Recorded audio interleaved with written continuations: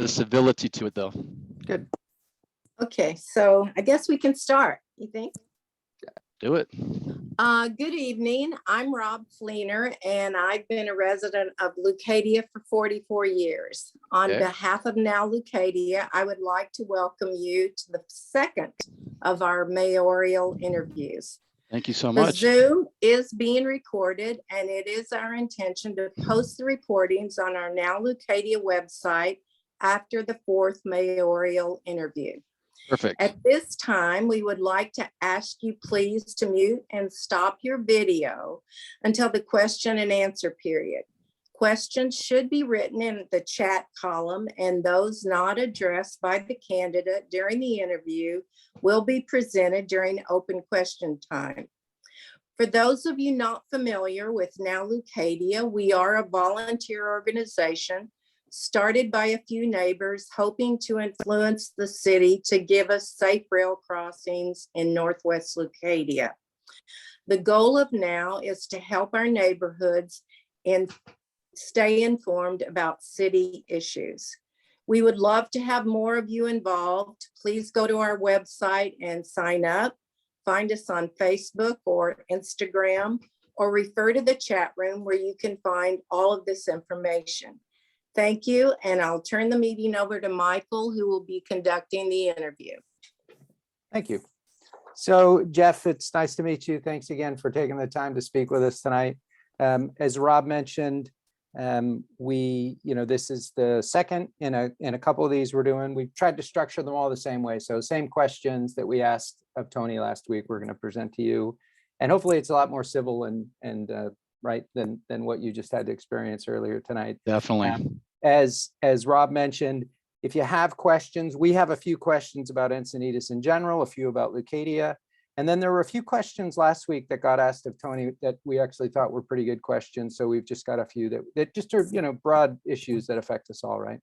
But if you have questions for those on the call, just submit them in the chat window. And I would just maybe politely ask if you can kind of make the questions succinctly phrased, if you will. That's a nice way to put it. It's just a little easier. I'm multitasking. I'm going to try and give Jeff my attention, etc. So it's helpful. So Jeff, we can start. If you like, maybe a good place to start is to give you an opportunity to introduce yourself. Okay. Well, my name is Jeff Morris. I've lived here for about 30 years. I raised my family here. I have 3 children, a 23-year-old, a 21-year-old, as well as a 15-year-old at La Costa Canyon. My oldest is working on her master's. My second is a senior at Boise. And so I'm very vested in this community. I've always loved Encinitas, Leucadia. I live in Leucadia as well. And for me, to be honest, I saw a lot of things that were happening over the last 3 years that I wasn't really happy about, things that I thought I could beat on my own as a resident. And I just, I couldn't stop, and I'm pushing and pushing and pushing. And I kind of realized the only way that if I want to get anything done is I have to run for mayor. I'm very good at being persistent. I put everything down for 3 years. I stopped working and I focused 100% on my community. And really it started with homeless and trying to help those guys out. And then kind of I opened up one thing and then another door would open, and then I'd look over here, then another door would open. So it started getting so crazy that I said, you know what, let's just take everything on, because I have a debt. I made a debt or an agreement for myself that I want to pay back society a debt that they helped me. I came from some pretty rough surroundings as a kid, and I was fortunate to get out. Surfing saved my life, and this is the best surf town on mainland America, and I'm going to protect it. And I don't really care too much about politics. I care about what the residents care about. I don't care about the nonprofits so much. I don't like some of the things they've done. I've been speaking to lots of residents in Leucadia, and the track is ridiculous that they didn't put crossings on there. That pisses me off, because as a surfer, I'd be cutting that thing down every night. every day time there was a swell. The Horn, you know, well, Queen Catherine has her own quiet zone, and she has a nice rail trail, and now she just gifted herself a $13 million underpass before you guys did. So I was at that city council meeting, you know, barking at her and barking at those guys for jumping in front of you. So I'm resident. I'm 100% resident. I have no ties to any nonprofits, political parties, or anything. I'm just a surfer on a mission, and I have an opportunity to protect our wonderful community. And that's kind of what my position is. Excellent. Thank you. Okay, so we can go, maybe we'll segue from that. So the first couple of questions are about Encinitas in general, and then we've got a few about Leucadia. They're kind of similar, but the first question would be, what is your vision? What is your vision for Encinitas, both short-term and long-term? Well, short-term, what I want to do is, I really want to stop that underpassing, because that was unfair. I was over there, I videotaped it, I talked about it, and I don't like preferential treatment. I mean, we have Leucadia, Encinitas, Cardiff, we have Leeuwenhoek, and old and new Encinitas. So I've been to all these communities, and they all have certain issues that need to be addressed. Right. For you guys have issues on La Costa Avenue, the bluffs are coming down, crosswalks.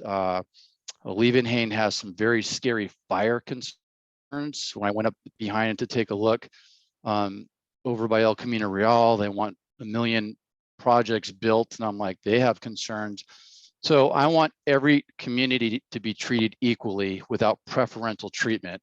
And I want to listen to the residents, and I don't, you know, the way I look at it is like a majority rules. So for example, you know, 51% want this. Okay, boom, they got it. Yep. And I don't have a, you know, I want whatever you guys want. And that's kind of my position. The one thing that I want is public safety for all of Encinitas, and that encompasses different aspects. And it's like, whether someone's down next to a cliff at the beach, a crosswalk. I mean, all these things encompass public safety, crime. So I'm very focused on making sure this town, I want to get back to the safety measures that we used to have 3 years ago. Okay, would you say those things? So that all makes sense. Equal treatment for all the communities. I think most people would find that very favorable. Public safety. Would you put that more in the short-term thing or the long-term vision? Well, it's going to happen however long it takes me to do it. I think I'm going to pull, like, immediately, if I can, I'm going to pull the sanctuary city status. I'm going to bring the homeless over to, if I can, to the city hall with me, make them my problem. And that way I can enforce the laws and have the sheriffs enforce everything. So public safety is kind of a real quick short-term goal. Long-term is I want residents to be in control. I want all the outsiders kicked out. I don't want any outsiders in our business. And I'm going to fight to get them out and fight for local control of everything. Got it. Okay. So that and we'll save some of the questions, because obviously there'll be, and I know some questions have come in, but there'll be lots of questions that'll touch on some of this stuff. So, okay. So next question is, if you could maybe prioritize the top 3 issues you think the city faces today? Top 3 issues. Well, I mean, public safety. It's we're not a safe community anymore, and the crime that you're finding out about right now. I spent 3 years. I created a group called Encinitas Watchdog, and I would listen to the sheriff's scanner, and I was going out because I knew something bad was going to happen. I came from the street, so I have a background about homelessness and so forth. So I knew day one there was a problem. So public safety is #1 priority, and protecting the residents and looking for a place for these homeless to go that actually has housing. I don't want them sleeping, the rain's raining right now, in the mud. I've seen that. Secondly, you know, I kind of want to, well, you know, I mean, as far as you guys got to get the Leucadia crossings, that drives me nuts. Okay, that's ridiculous for surfers to have to, or in residents to go over there across the street and drive down. That's ridiculous. That's a big one. And then also, I'm going to go back to Leaving that fire area. That terrifies me as well. So those are really big safety concerns, and those are kind of some main concerns right now. But there's, you know, people are concerned about the horn as well. And I'm talking to people who are experiencing, you know, some psychological impacts. So I'm going to do whatever it takes. Catherine got it by her house. I'm going to focus on getting that by all through Encinitas and Leucadia. Yeah, great. Yeah. Okay, that sounds good.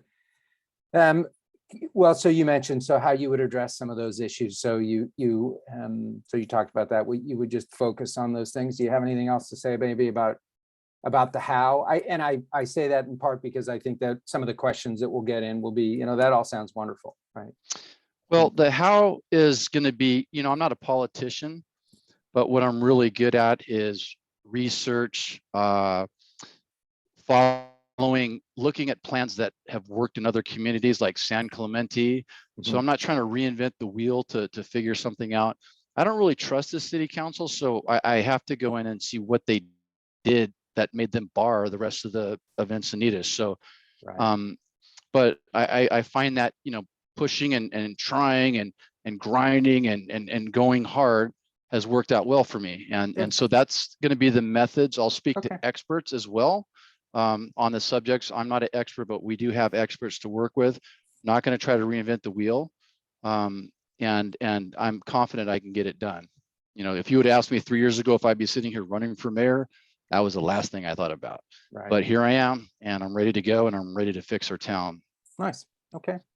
Everything will be researched. That's what I'm going to do. Yeah, I think it's an important point, honestly, Yeah. because I think it highlights the fact, and let's be honest, no one's an expert in everything, and that's where you, as you say, you find people that have that expertmise that you're lacking. And I can go over to Catherine and I'll ask her personally, how did you get your own private car? So I'll figure it out. Don't worry. I'm going to do whatever it takes. Great. What would be the top 3 projects? So we talked about issues. Now we're trying to focus a little bit more on, for the city of Encinitas, what would be the top 3 projects that you would push if elected? Well, the projects that on some of these, so I'm sorry if I'm being redundant. Yeah. Well, I have a friend named Gary we've talked a lot about drainage, and you guys are having some problems over there with flooding. So I'm not sure why that hasn't been addressed. I believe that needs to be addressed. And again, I'll be working with experts on that. Overdevelopment, to me, from what I'm understanding, it's I kind of think of it's a scam, the method that's being told to us. From what I understand, the percentage of affordable housing is being bought by developers. So our children cannot buy these projects. They got to go and rent them, and they cannot create generational wealth. And top 3 projects. And then I want to get residents in the city council. That's a big deal for me. I want to take the focus off the nonprofits who are using our town to get rich, and I want residents in there. I don't want people that are trying to I don't want opportunists controlling our town anymore. That's done. No. I want it to be a beach town, and I'm going to do everything to fight to make that happen. Excuse me. Okay, I'm still coming up over on the heels of having COVID, so forgive me if I keep coughing. It came for me, right? Eventually, it comes for all of us. Okay, so the last question about Encinitas in general. Lack of funding at the city level seems to be a chronic and limiting factor for improvements in our city. Any thoughts as to how you could approach this, how you could address this? Well, I've been told, well, first of all, I don't trust anything they say. So I don't know exactly yet, but I know there are ways to raise money. I'm not an expert on that yet. I'm more in the campaign mode, but what I will be doing is fighting with everything that I have to make sure that our community has the funds that will. And I've talked to some people, and it depends upon what the residents want. Yeah. After we get crosswalks for you guys, get the trains down, we may look at reducing and lowering the tracks, maybe make that, and that might be an archaic type of thing, but I have a couple experts that I'm talking to about that as well. Priority wise, I want to make sure that you guys have your crossings right away. and I deal with the things that I can fix quickly. That's going to be a long project. Yeah. But I'm going to lean a lot on experts, and what I'm best at is fighting and debating and pushing and grinding, and I don't stop. I'm going here. I go 3 years. I haven't slowed down at all. I've just grown more passionate to take care of our community. Okay, so just focusing on getting things done, basically. Yeah, from the I sounds don't of it. care about the nonprofits. Yeah. I just the Yeah. residents is all I care about. I may have to care about the nonprofits, but right now I'm not happy with them. So the residents have been ignored way too long. You guys have been ignored way too long. That's ridiculous. Okay, the- so, yeah, fair enough. Okay. And as I say, there's a bunch of questions. A lot of these things we'll touch on with some of the questions. So if people are listening and they're saying, I asked this question, why haven't I asked it? I'm trying to sort of organize these things so it flows a bit better, if you will.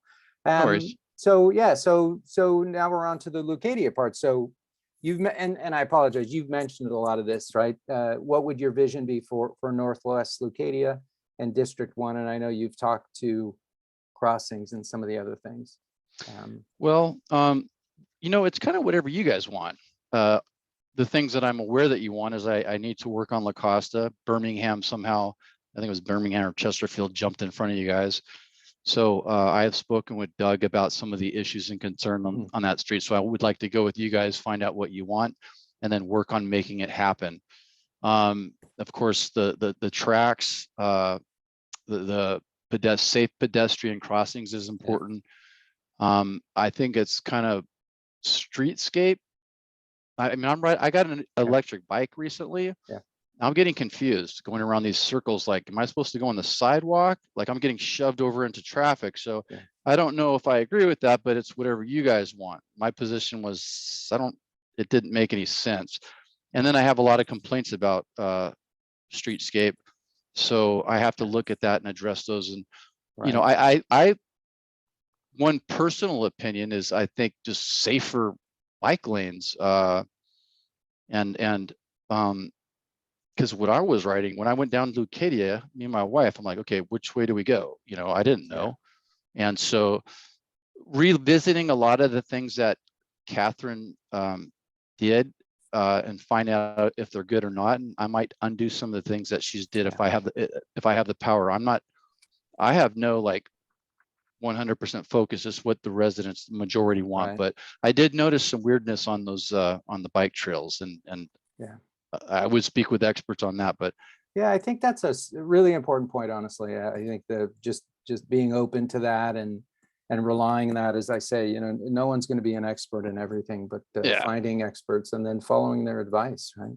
Yeah. I would tell you that there are a couple things that NOWLeucadia cares a lot about, and you've touched on the crossing things quite a lot. Having a walking path along Vulcan has been a request that's been ongoing for many, many years. And to be fair, there have been a couple of very small things that have been done on Vulcan in the recent past, but obviously there's a lot more that Vulcan, it doesn't seem right. Something is off about that. It doesn't seem safe. Yeah, it's not. Yeah, it's definitely enough room. So, okay, so then we'll set the next Leucadia question is, and again, I apologize if some of these sound redundant, but we're trying to sort of standardize some of this. Top 3 challenges that District 1 and North Leucadia face, and how you would address these challenges.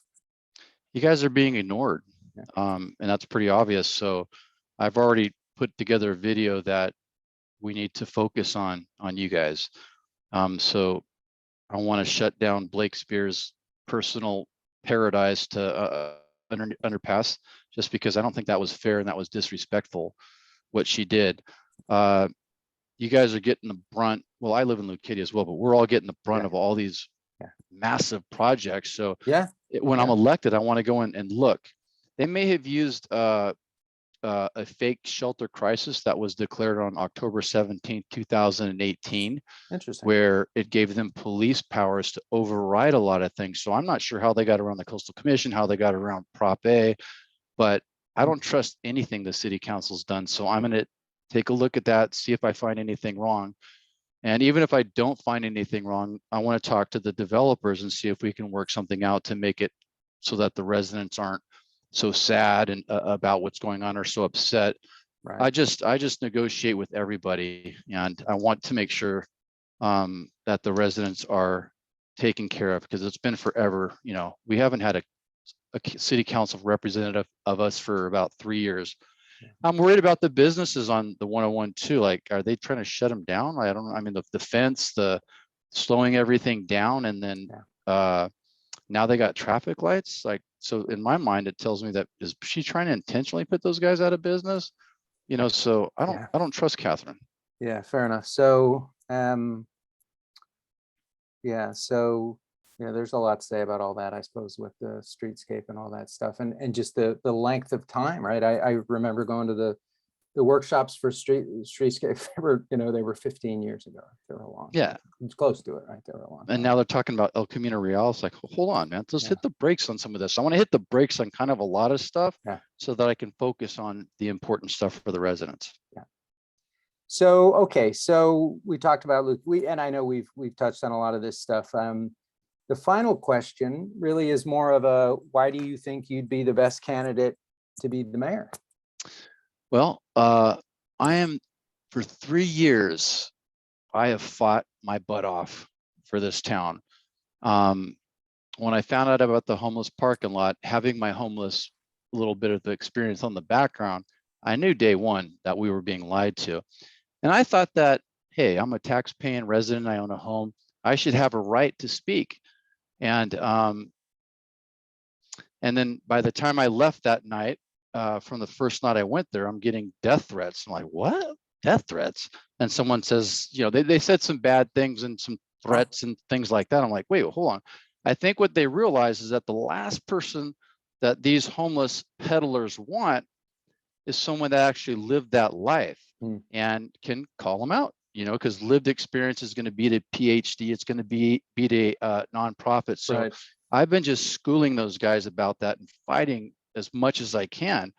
And the further I go, the more I find out that I don't, our city council is not representative of us. They are representative of Sacramento. I want to make sure that it's representative of us. Now, here's another thing. This is the real reason for me, because I thought about moving.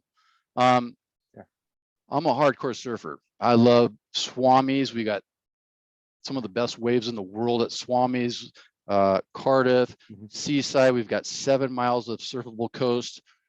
We got Trestles 20 minutes north. Mexico, Black's 20 minutes. We got Todos Santos 2 hours. So where else am I going to move? I can't move. So I got to fight. So I'm not going anywhere. And as a surfer, I can fight with a lot of passion. And I plan on doing that. Got it. Okay, good. We have, what I'll do at this point is segue to, there were a couple of questions that were asked of Tony last week, which we decided were pretty good.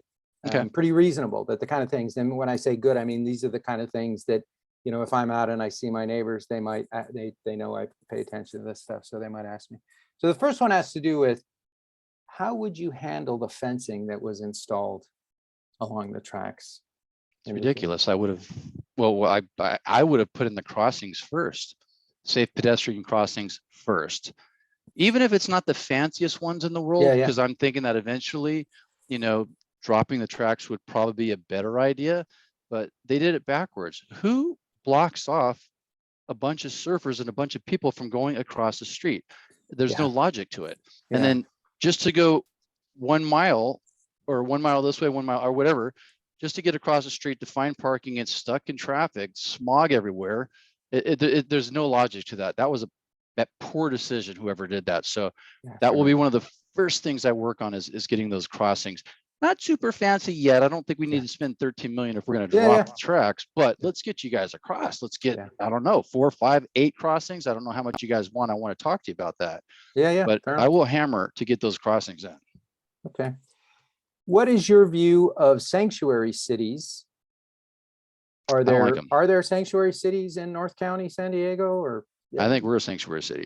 Do you know, I don't know much about how that designation is awarded. Is that some, I honestly have no knowledge of that. Let me explain how how I figured this out, because I've been on this forever. So on October 17, 2018, unbeknownst to us, Blake Spear was absent that day. Tony and a couple other city council members declared a shelter crisis. We didn't have a shelter crisis, The shelter crisis gave them the ability to use police powers to go around the voice of the residents. And it also allowed them to approve a homeless parking lot that we didn't need, because if you look at the point and count time by the regional task force, the numbers went down in 2018, 2019, and 2020, which is the end of 2019. We had a total of 47 unsheltered homeless between Encinitas, Solana Beach, Del Mar, Carmel Valley, and Rancho Santa Fe. That's not a crisis. A crisis, according to the HEAP grant, is that if you have 1,000 homeless. So they intentionally and purposely manufactured a crisis. They use the parking lot to advertise all the time. If you go and look up Encinitas parking lot, you're not going to see anything before probably October 24th of 2019, because we didn't have one. But since then, they have marketed our town. They've brought in homeless from all over North County during a shelter-in-place state mandate in the middle of COVID, and brought them and put them in our hotels all across town, so they can create this illusion of a homeless crisis. So I was in there documenting, videoing, I was following the police scanner. So I know exactly what that did, and that's a hoax. And that's one of the, actually, I didn't say that, but that's one of the top things I'm gonna do, is get those guys Expose that, yeah. over with me. Yeah. I have And what- nothing against homeless. I was one. Yeah. So, but I have a problem with us people taking advantage of the homeless. And I have no problem with the locals, the real locals, but the ones that were brought in, I'm going to look for housing for them in other communities that have housing. I don't And want when you them in our say ditches. they were brought in, are you referring to this? Oh, well, this yeah. sort of complex, this homeless complex, I think you called it, of sort of nonprofits and other things that just have a vested interest in it, or? Well, yeah, think it it's the was, same? well, I can tell you, okay, so the starting point for a city council, and I know Blakespeare was checking the beginning of 2018, but once they declared that shelter crisis, that was a starting point. But they slept on it for a year until November 15th, when we got some random notification on Nextdoor Mhm. that they're going to put in a homeless parking lot. Initially, I was in favor of that because, hey, you know, down the street, I want to go make sure we got some good people in there, because I just Yeah. let my son start skateboarding. Yeah. But I quickly found out that it was a lie. It was advertised heavily by Jewish Family Services, Mhm. Leech Tag, St. Andrews. Who else pushed that thing? And then just a kind of a spider web of other people. But those, JFS is Right. the main marketer, and Leech Tag was the second main marketer, as from what I could see. And they created this mess, and I, you know, it's just not acceptable. So Yeah, I'm gonna, so I think most of us that, you know, living in Leucadia, you know, Vulcan, obviously you see cars parked on Vulcan, whether they're, you know, whether they're abandoned cars or people are sleeping in them. I see cars all over. yeah.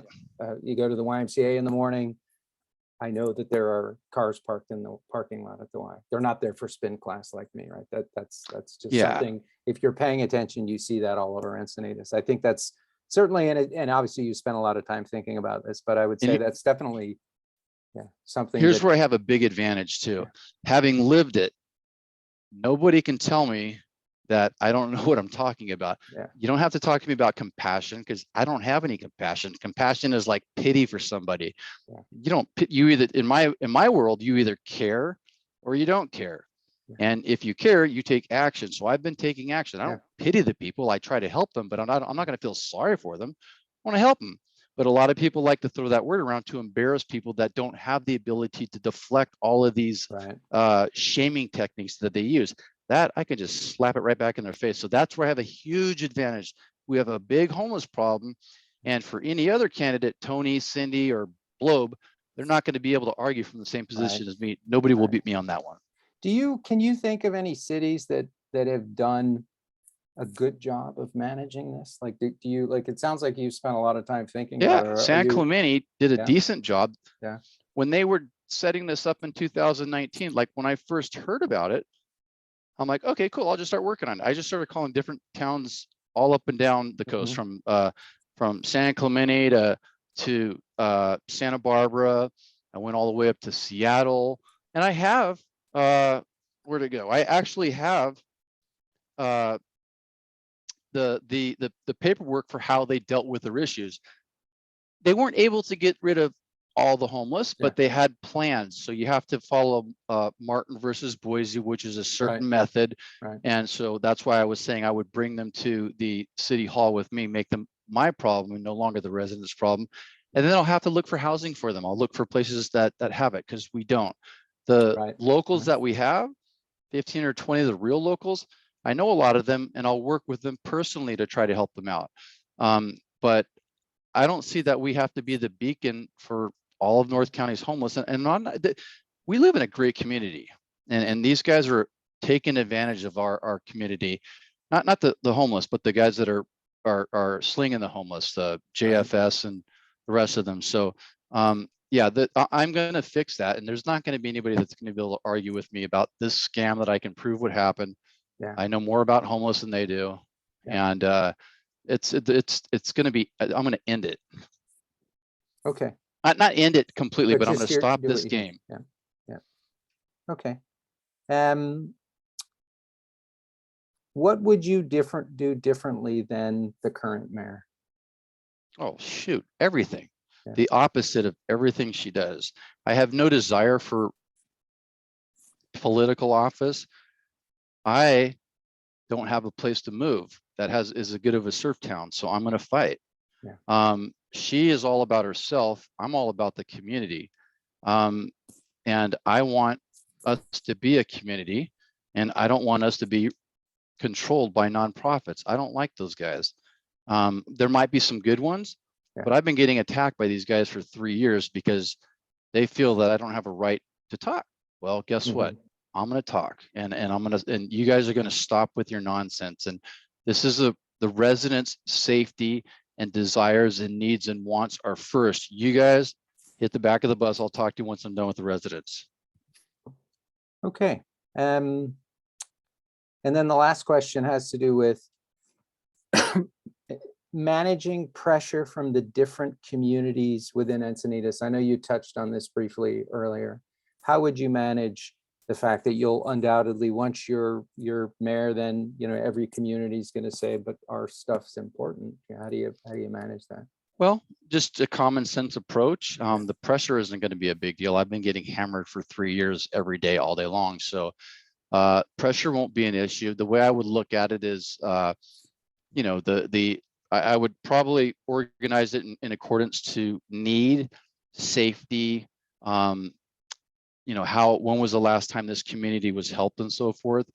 And so I would do it just based on fairness and seeing who should have what. But I believe I need to treat every community equally. Nobody should have favoritism. So I know some of the things that you need. I know some of the things that other places need. So for me, it's just doing whatever the residents want and making sure I treat every community equally. No special treatment. Yeah, good. Okay. So I think we're going to segue onto some of the questions that some folks have entered into the chat. So the first question we'll start with is, how do you expect to work with a council that currently votes in lockstep with the incumbent mayor? So obviously the mayor's not going to be there. Yeah. So you've got the remaining, or some of those folks potentially, that you'll still have to work with. They're not going to want to work with me. And I don't mean it in that matter. My hope is that we're going to get Bruce Ehlers and Julie Thunder. That's what my hope is. Kelly Hensey, she's made up some stories about me. She'll last about 2 seconds with me. If it's me, Bruce, Joy, and Tony, then I'm gonna work on. I know Tony understands, has values, but his desire to maybe climb the political ladder is overriding his values. So I'm going to work on bringing his values out of him and getting that political desire out. So, and if he doesn't, then I'm pretty good with I'm putting people on the grindstone. So So I'm going to work with these people, Yeah. but I'm going to, it's going to be fair, and I'm going to do everything I can. If they start being political, then I'll just start talking about it and exposing what's going on. Right. I want what the residents want. I don't care what the nonprofits want. Right, right. Okay, fair enough. So, excuse me, the next question is, what are your thoughts on a quiet zone? So they're referring to the rail corridor, and how will you help push that through? Oh, absolutely. Yeah. That whatever Blakespeare did, I'm going to do. So that's my goal. I don't think it's rocket science. I honestly believe that she's trying to harm or humiliate Leucadia and Encinitas and the rest of the town. I think that she just has some kind of superior complex. The putting up that fence, that's just a complete disrespect to Leucadia without having crossings. So I'm going to do some of the things, look at how she got hers done, and I'm going to focus on that. Those are things that are more important than importing more homeless into Encinitas. Right. So yeah, I'm going to focus those. I've done a video on that as well. So those seem to me relatively easy. I don't know exactly how it was done, but I will jump on it immediately and do everything that it takes to make sure that I get it done for you guys. Fair enough. Okay. You guys have been waiting So- way too long. Yeah, it's interesting, and it's almost a better conversation to have over a beer, but there is a lot to say about it, right? That Leucadia has for many years. I think people that have lived here a long time certainly wonder about why things unfolded the way they did, right? Yeah, she's not being Um, fair.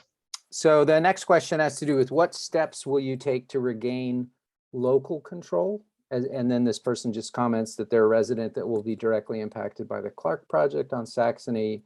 And what did you do to support the effort? What did you do to support the efforts to fight that particular project? I wasn't involved in the Saxony project. We initially formed a group with my group, Encinitas Watchdog, and we kind of splintered.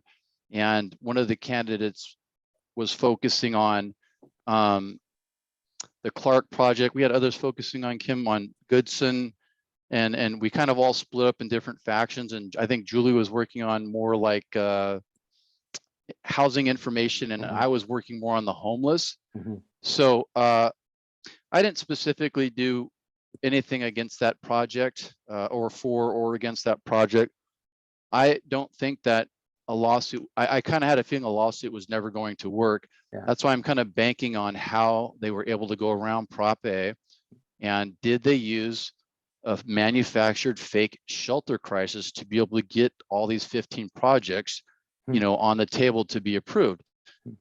I don't think Blakespeare does anything, honestly. So I'm going to be investigating and auditing the city council and a lot of the nonprofits to find out how we got to this point, because they're not giving us information. They're not transparent. So if I find that some illegal activities had taken place, that's going to give me a little bit of leverage. If not, I will talk with the developers themselves, talk with the residents, see what I can do to find something where everybody can kind of come together. So yeah, fair enough. And I suppose that's probably one of the big things about the once you become mayor, or whoever ends up in this role, then there's that interaction with the residents, some of which might agree with you, some of which might not, right? There's NCTD obviously is a big factor for all the stuff that's happened in Leucadia, right? And the other agencies. You've mentioned the nonprofit stuff, and so is that in particular, is that that's the Jewish family, basically that's the shelter that's across the street from the YMCA, that's the homeless parking lot, is that Well, specifically? no, Leech Tag is there. There's not just them. Yeah. What's happening is also, let me just touch base on that. The question before is I'll be working with other towns as well, and talking to them and see if we can form a coalition together, see if I can bring in all North County and just bring more power to the table to fight against these developments, to make them more so that they listen, because we don't have the infrastructure to support all this stuff. Right. The other question that you mentioned, say that one more time. Oh, just we can talk.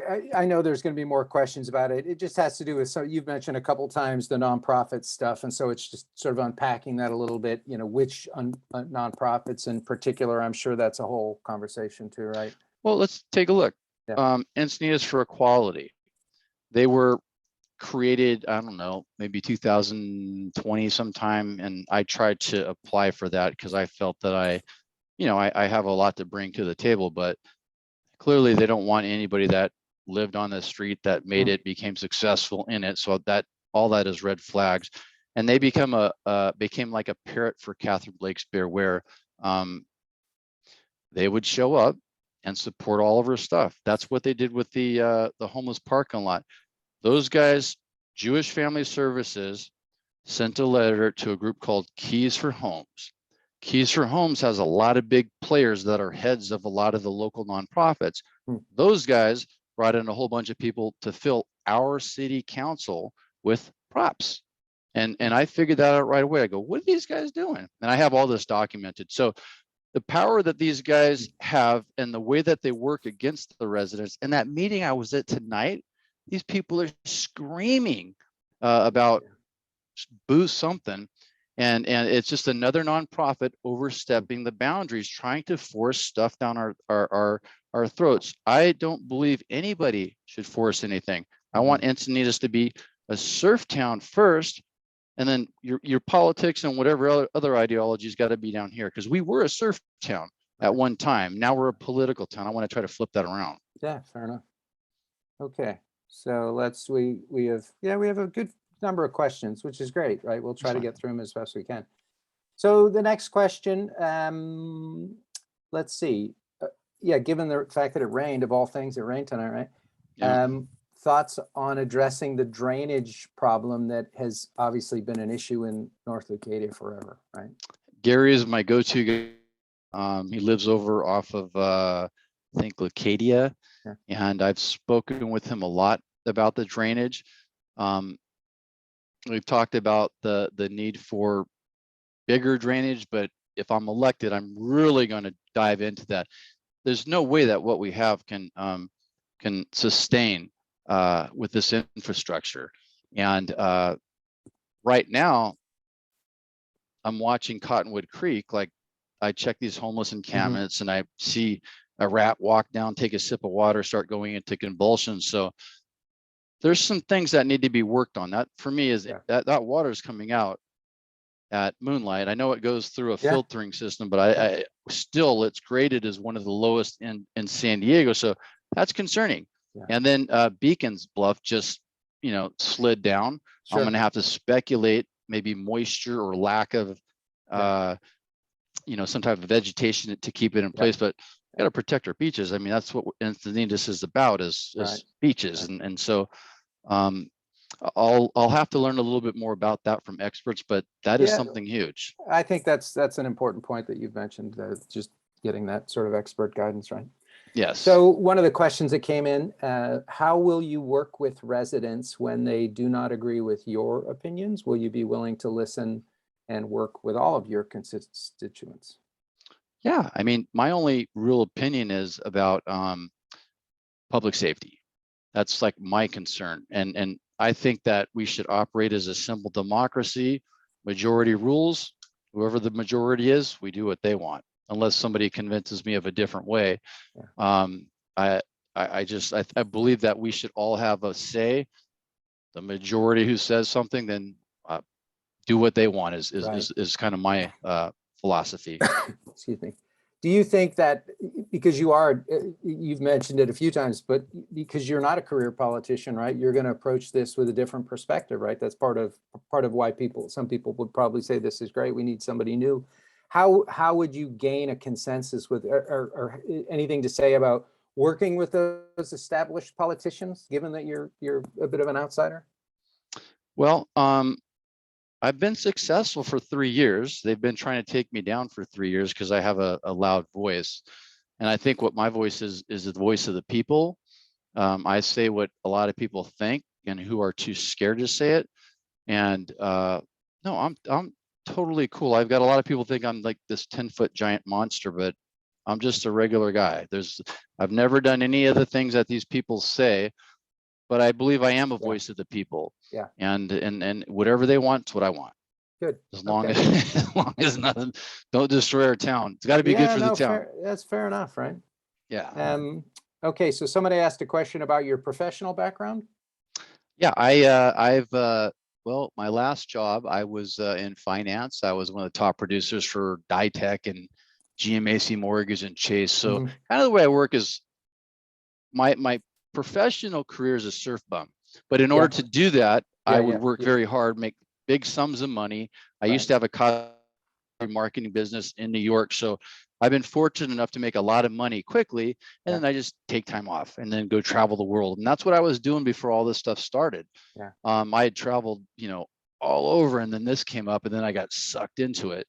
Yeah. So, it's just, I like my freedom. I like to spend time with my children.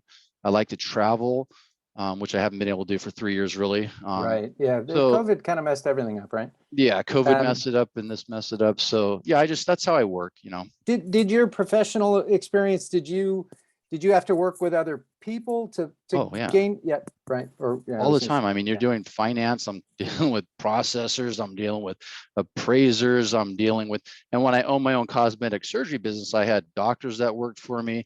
I worked with surgical centers. I advertised with Daily News, Newsday, The Post, Wall Street Journal. I hired people to do, what is the word? Consulting, not consulting, but they would talk about the different procedures that we did. So yeah, I have a pretty solid background on working with a lot of people. Good. Okay, good. I that's a question I'm sure people would ask. Yeah. So we've got a question about Streetscape. So Streetscape seems to have used up a lot of funds for improvements in North Leucadia. How will you prioritize the influence of the Main Street 101? I presume they're referring to the Leucadia, the Main Street 101 Association for Leucadia. Well, also just that, I did go to college. I graduated from Cal Poly San Luis Obispo in agricultural business. So nice. Streetscape, I'm going to talk to the residents. I already know a few people that are very unhappy with that. I haven't ridden a bike down there to completely understand it, but part of my group Encinitas Watchdog, it's people from all over Encinitas telling me about the different problems that are happening. So from what I'm gathering, it's not working out that well.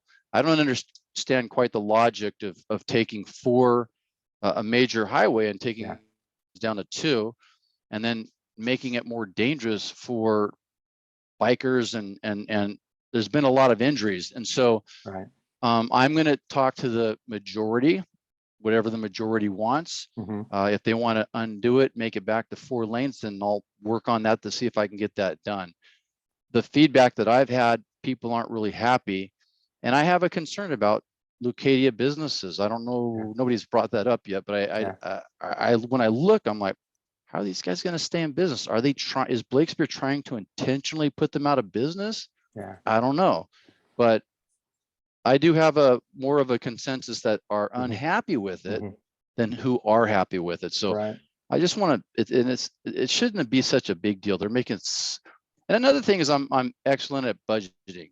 As a professional surf bum who makes a lot of money, I'm very good at budgeting and saving money and moving money around and making good decisions with it and stretching it out. Blakespeare's just like, let's throw the whole kitchen sink at it. Yeah. And so I want to make sure that I do everything the community needs with spending the least amount of money. And if I have to go to Washington, D.C. to get more funds for anything, I'll do it. I'm going to do whatever it takes. Or if I go to Sacramento, I'm going to fight with HCD or Rob Bonta. I have no problem going up to talking to those guys. Okay, good. So I'll try, what do we got? About 10 minutes left. So I'll try to go quickly through some of these other questions so no one feels like I've ignored them. So question about the nonprofits that you've mentioned and how that almost seems like a really big question that might be hard to answer in a short period of time. The nonprofits that you've mentioned and how they're involved. Is it possible to do sort of high level summary there? That's just a short, I know, as I say, we've got a few other questions that I think would be nice. I can tell you how we got to where we're at. Yeah.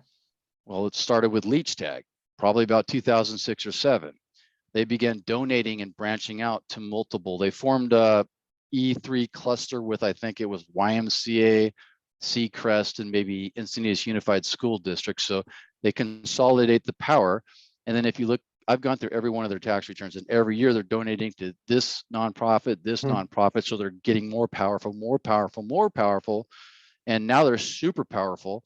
And on the November 20th, 2019 city council meeting about the homeless parking lot, I reviewed everybody that showed up. I investigated their backgrounds. That's what I do.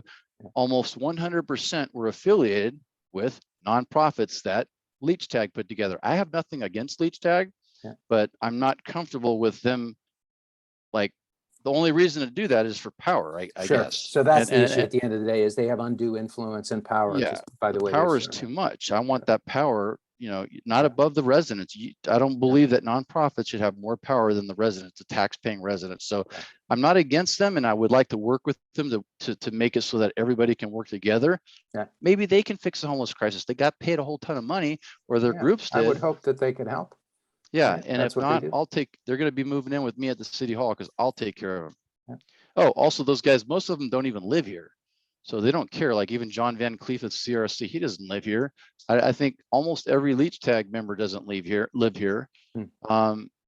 Jim Farley doesn't live here. So that would lead me to believe that they really just don't care that much. I mean, it's a great money opportunity. It's a lot of money, but unfortunately I'm a surfer and I care, an environmentalist. I care too much about my town to destroy it. And if I can save this town, that's going to make me one happy guy. Good. What are here's another question that came in. What are the top three accomplishments of the Encinitas watchdog you mentioned? Is it possible to just say a few words about what you guys have accomplished? Yeah, well, I would say we came together after the first city council meeting and on next door, and somehow we miraculously formed a group that had some very intelligent people. We had some ex-mayors, politicians, city council members, attorneys, myself, and so we all kind of worked together to find a resolution to this issue. So we all had our strong points. We did attempt to sue the city, but then they moved the parking lot, and it was during COVID, so that was hard to do. So one of my opponents, so if you have me and Cindy, we had two different directions that we went. Cindy kept going to the city council meetings every now and then and discussing her concerns, which she was concerned about the Clark project, which is by her house. I'm concerned about the whole town. So as she went that direction, I'm like, well, why do I want to go to argue to the city council about the city council? Because to me, that's like talking to a wall. Yeah. So I said, I'm going to create awareness. So I started going the other way, and I started expanding this group, and I've expanded multiple groups to probably 10,000 people. I've done news interviews, and I'm still going right now. I'm still operating Encinitas Watchdog to create awareness so that it gives us a chance of winning an election, because without awareness, without unity, we're going to keep losing these elections. And so I'm hoping that we've done enough, because we got the three candidates last time. We got Susan Turney, what's his name, and then Julie Thunder. And we tried to get them elected, and we couldn't, but now we're a little bit bigger. I decided to try it because I have a little bit more of a aggressive style, I guess. And I can overcome all the shaming stuff. A lot of people are worried about, what are they going to say about you? What about this? What about that? I don't care. Say whatever you want. I'm going to save my town. So if you summarize those three accomplishments, one is creating awareness for the issue. And then, absolutely. And then would you say another was that, would you say you played a role in having the homeless parking lot moved? Or do you think that just came about as a result of, was that in some way due to any of the actions you guys took? No. I would rather have that homeless parking lot by my house. I don't want that thing by our schools. That is the most ridiculous move. And they moved it over there because St. Andrews is over there. Got it. I would rather have them, because I was monitoring those guys. I went to my friend's house on top of the roof. I could see that thing was always empty. They were not telling us the truth. So I didn't try to move it. I wanted it to stay. Fair enough. Okay. And where it was, and I was devastated that they put it next to our Right. center of our community next to our children at St. John's and Oakcrest, and there's a couple Boys and Girls Club over there. So I wanted to just try to get that thing out of here, and I'm going to get it out of here. It's going to be done. That parking lot's gone. Sometime, somehow, I'm going to die before I let that thing stay. Because what they're doing is they're using that as an they market that and they advertise that. Without that parking lot, they got nothing to advertise. And that's how all the people are coming. And they got, if you go pull up that parking lot, you're going to see millions of results where we didn't have any before Interesting. October 24, 2019. So it is heavily marketed, and they're just churning people in the hotel. I haven't followed it as much. I already built my case, so I can prove my case. So now I'm just campaigning. Yeah, and so I want that thing out of here. Okay, fair enough. So we'll try to scoot through these next couple, and let me know if you have a hard stop in a couple minutes. That's totally fine. I'm cool. So we've got a question about Pacific View. So the current council has recently prioritized funding for that Pacific View, as you know, the old school there in downtown. What are your thoughts about that? No, because they got Mally Woods Drake is a radical community activist. They elevated her to VP of Pacific View. I've been getting attacked by multiple people that are affiliated with different art groups, like Encinitas Friends of the Arts, Deanne Sabak or whatever, Tom Scott, and just a whole bunch of different people that I have on monitor. I want those bad apples taken out before I even consider putting those guys in, because we do not want a powerful group that are very political at an arts center controlling what's going on in Encinitas. Go be artists, that's cool. But you're not going to go over there and start hammering residents and forcing ideologies and whatever your, whatever your political opinions are on the community. So I'm not against it, but I want the bad apples out first. Okay.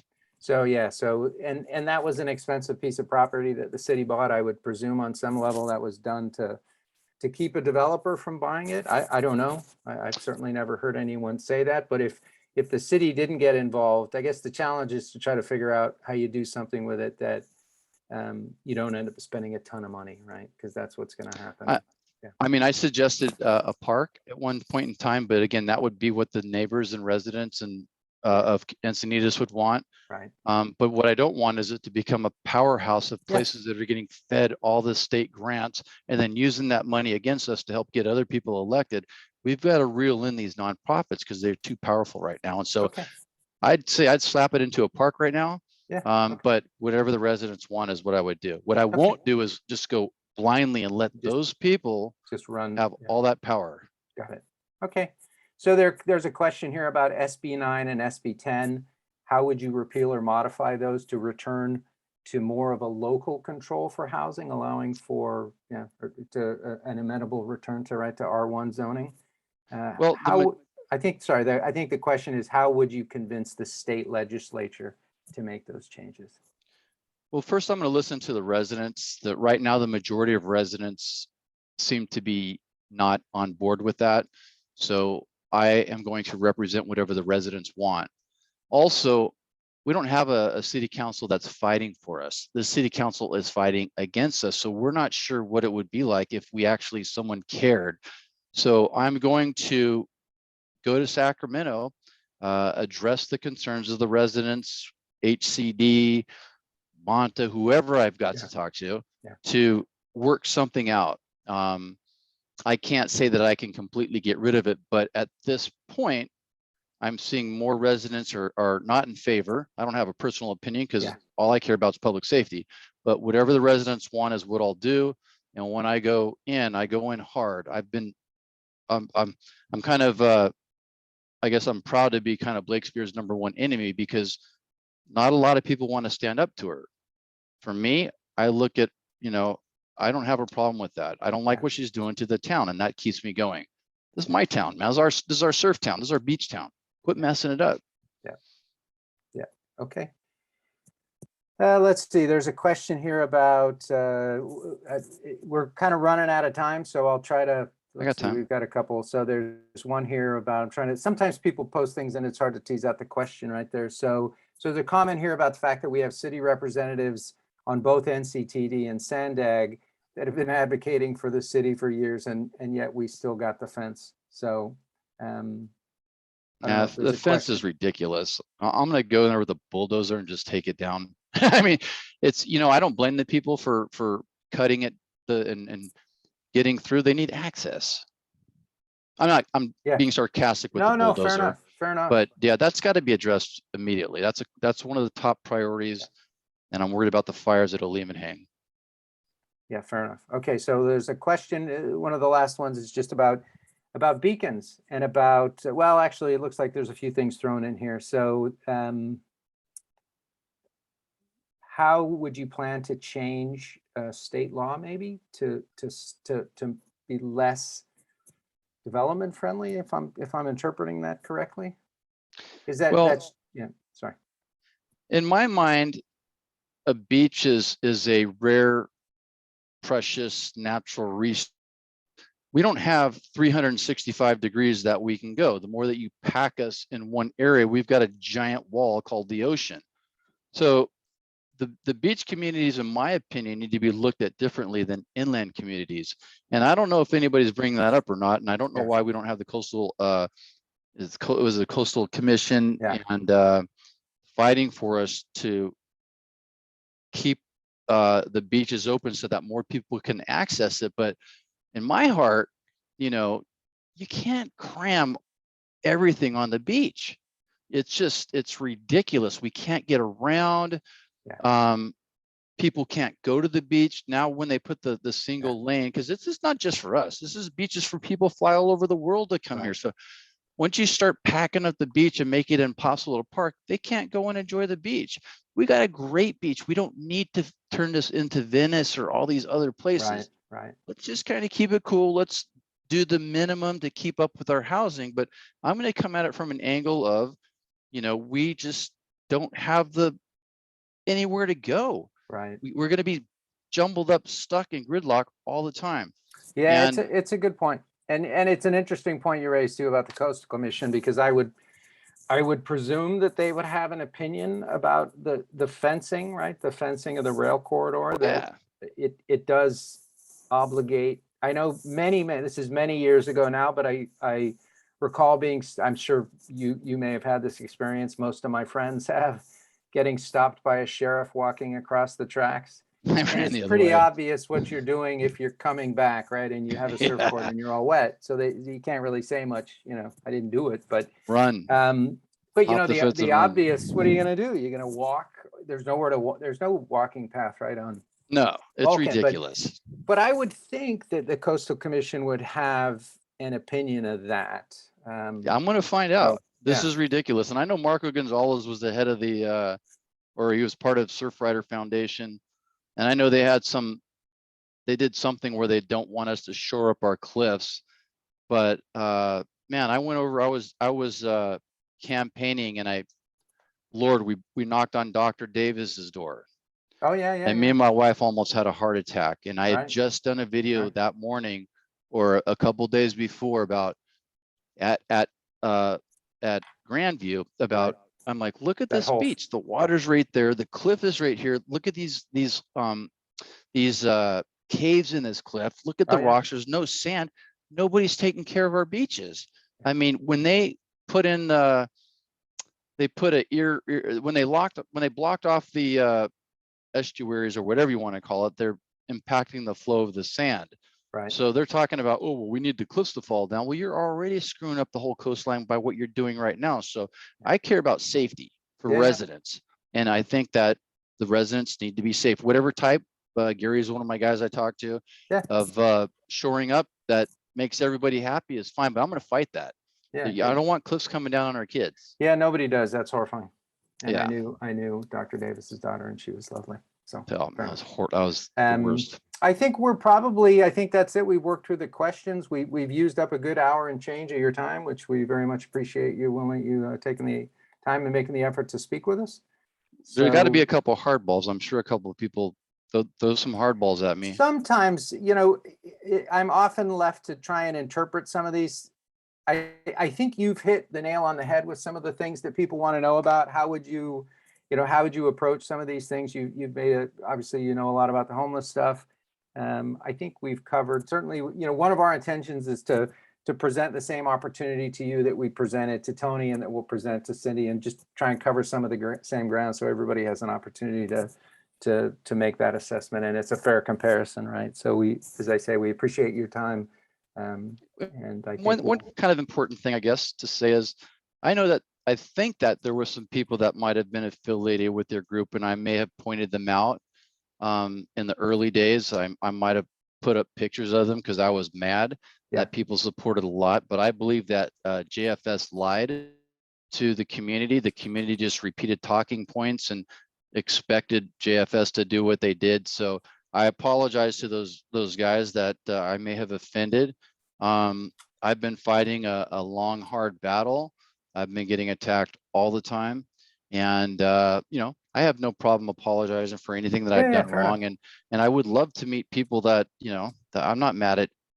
Hey, I was shaking Lisa Nava's hand tonight, and she's, you know, we're supposed to be on spectrum. So I like to just meet everybody. And am I a bad guy? No. Am I a tough guy? Yeah, I'm pretty gnarly, man. I'll fight hard for my town. Well, you're trying to get something done. I'm trying to get it done. And that's, and the ocean, to be honest, growing up, the ocean became my church, my sanctuary, and I'm going to fight, you know, not to the death. I'm going to give it everything I got. So I have a lot more vested in that ocean and protecting it in this town than the majority of people. And I'm not going to let anybody, whether I'm mayor or not, keep screwing up my town. I'm going to be all over them.